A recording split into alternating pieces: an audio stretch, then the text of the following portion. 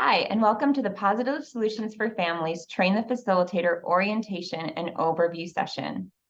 We are so glad you're here. My name is Megan Vondrams, and I'm joined by my colleague. Hi, I'm Ben Repeat. Yep. We are from the National Center for Pyramid Model Innovations. You are watching this overview recording because you registered for the Train the Facilitator series that NCPMI is hosting. The goal of this recording is to provide a welcome to the training, an overview of positive solutions for families and related materials, and how you can best prepare to participate in the facilitator training series. There are three main objectives for the Positive Solutions for Families Train the Facilitator series. First, you will review the materials and understand how to utilize the scripts, the family handbook, and the family materials. You will learn techniques on how to facilitate activities and strategies during each of the group sessions. And last, you'll get to collaborate with others, share ideas on how to effectively facilitate family groups focused on the promotion of social and emotional skills and the prevention of challenging behavior. Our goal is that you leave the 4 Train the Facilitator sessions feeling comfortable to review the materials and prepare for future PSF workshops for families independently. If you're not facilitating family groups right now, we hope that by participating, you get ideas of how to support families and the types of resources and skills that families and parents might benefit from. We will not cover all of the content in the 7 Positive Solutions for Families workshops, but we will be previewing the session so that you can anticipate planning and the preparation necessary to confidently facilitate a family workshop series. Thanks, Megan. And so for the sessions that we're going to be talking about, they're following the pyramid model framework. This is the concept of that there's some practices that are going to support all the children that you're working, that the families are parents of. That's going to help them to identify a couple opportunities to teach some more intensive skills to children when they need them, and it'll provide a few strategies around that top tier that plan for like how to plan for an individualized support for a skill that the child just isn't picking up even though you're laying ideas down. So it's got that pyramid approach to it, and when you look at the sessions, I think you're going to see exactly what we're talking about. So what are the social emotional skills that we're hoping that children walk away from after their parents go through these sessions, their families go through these sessions? We want them to feel confident. We want the children to know and have opportunities to develop strong relationships, that they are able to identify and process those big, strong emotions that come up, and that they're able to make friends, follow directions, and persist when tasks are hard. So those are great skills that all families are wanting for their children, and these are the kinds of things that families are learning to build opportunities into their daily lives so their children have those skills.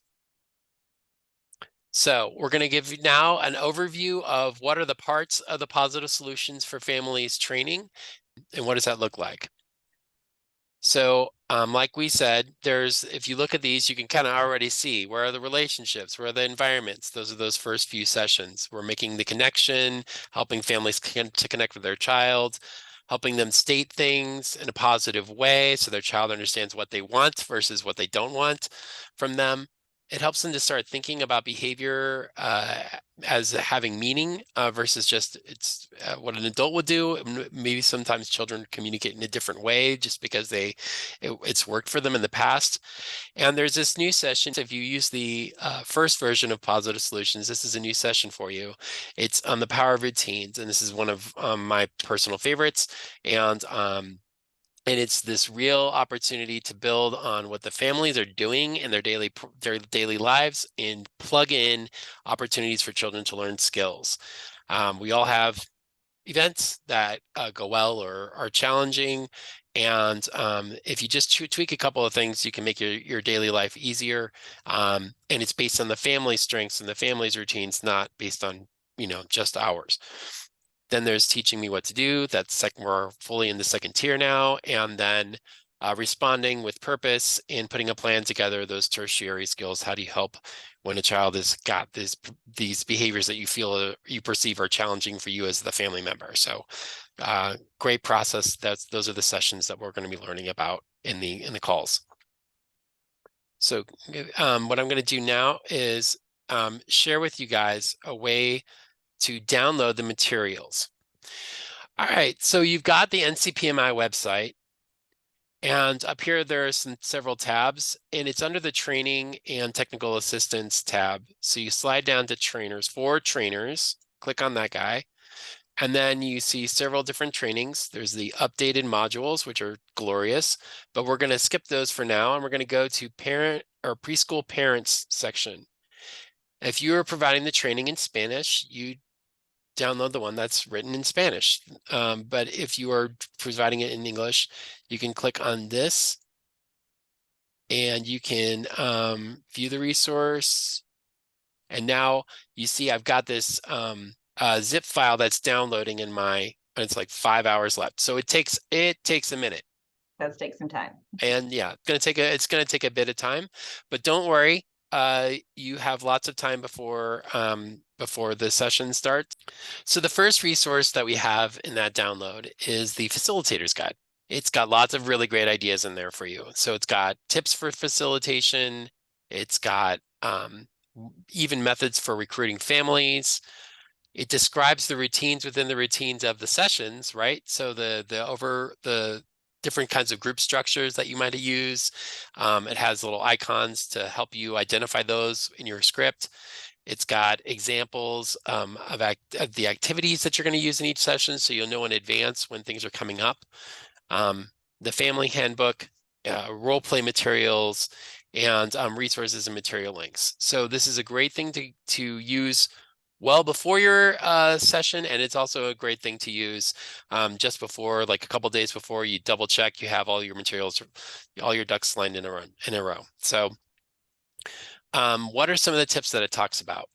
Well, it's important to have just kind of a basic understanding of behavioral principles, the ABCs of behavior, understanding that behavior is communication, understanding that children will act in a certain way to communicate their needs. So it's valuable to have that knowledge in advance, that you're feeling comfortable in supporting diverse families. This does not mean that you are an expert in all cultures.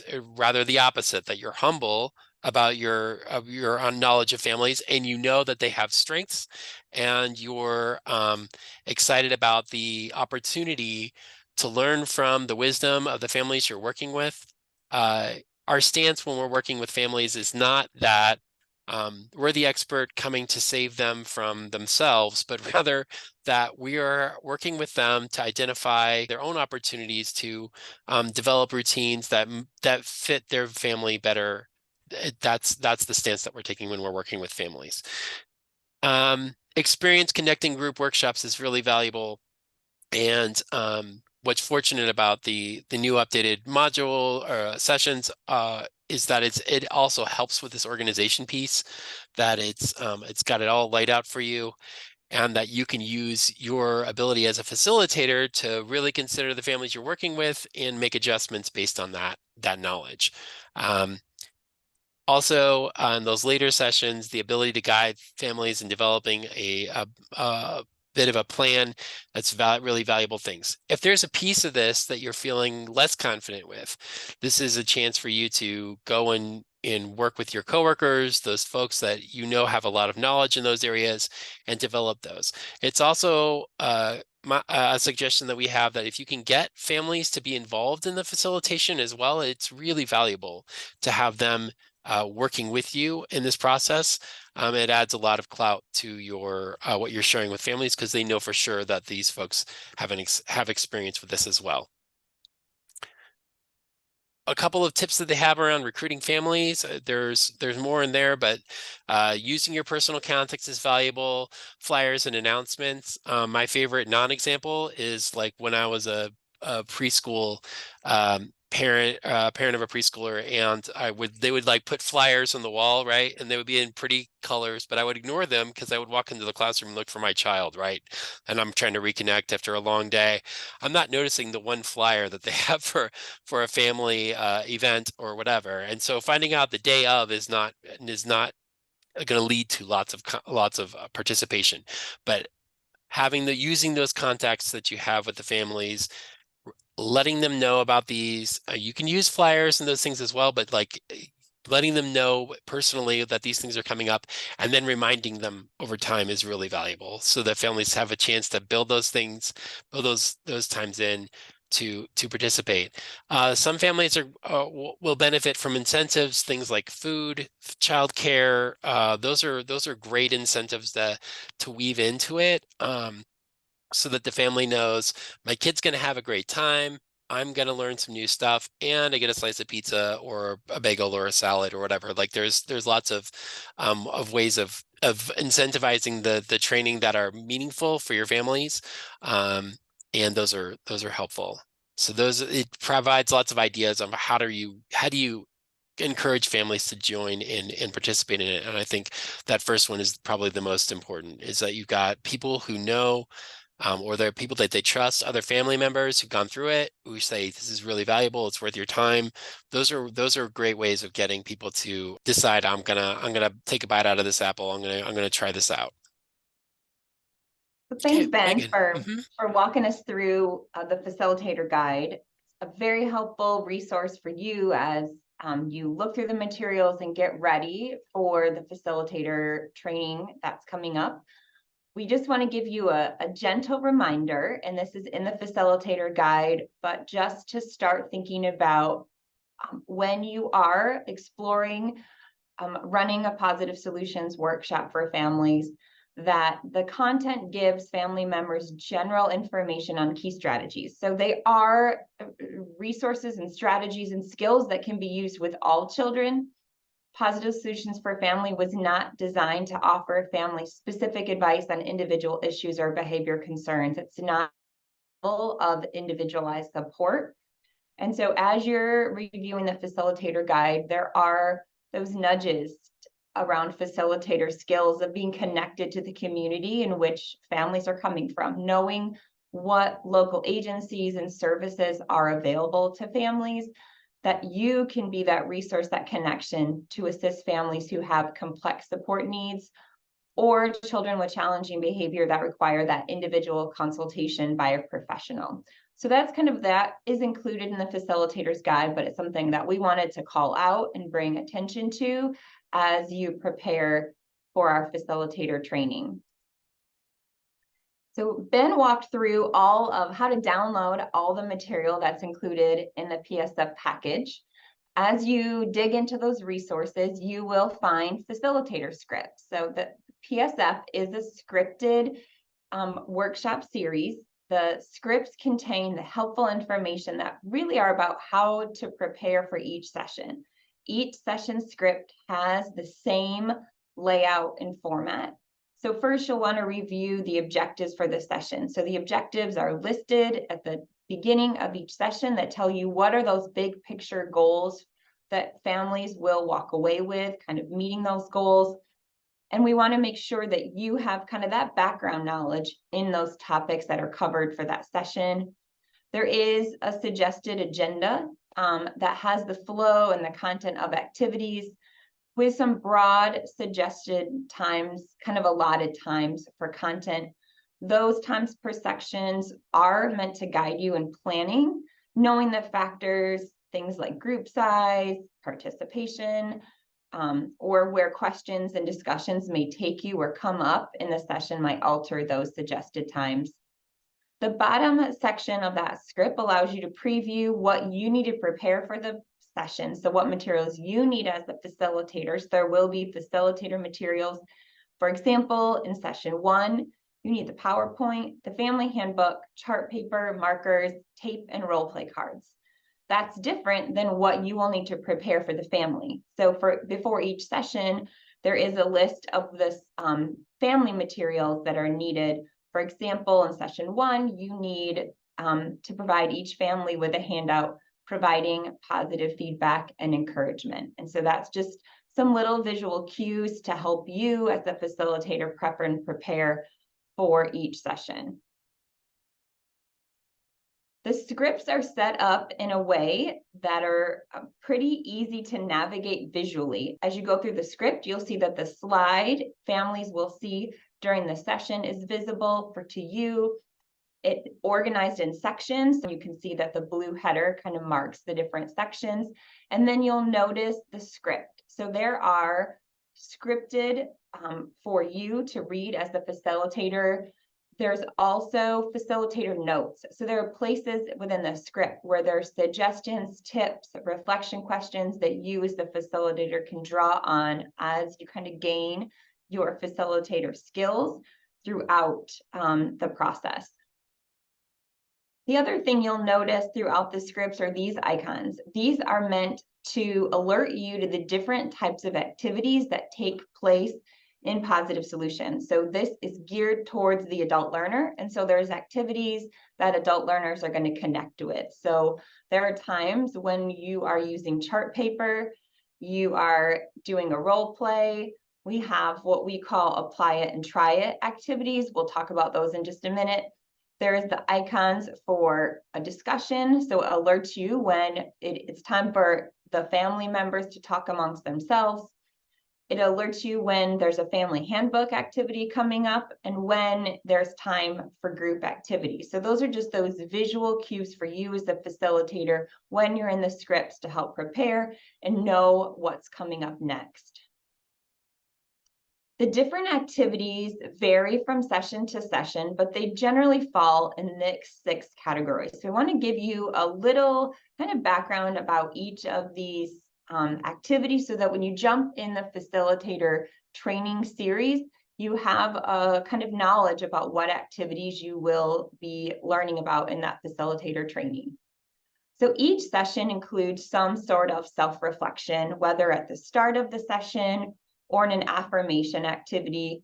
It could be a reflection of how things went. So how did this work for you? How did your child, react to using that strategy? So really getting families to connect with what they tried that week. The session offers parents and family members an opportunity to learn through that facilitated group discussion.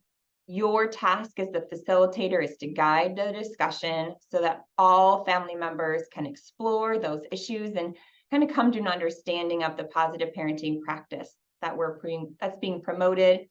Throughout the facilitator guide, there are tips for group discussion. So again, that facilitator guide is going to be a helpful resource for you.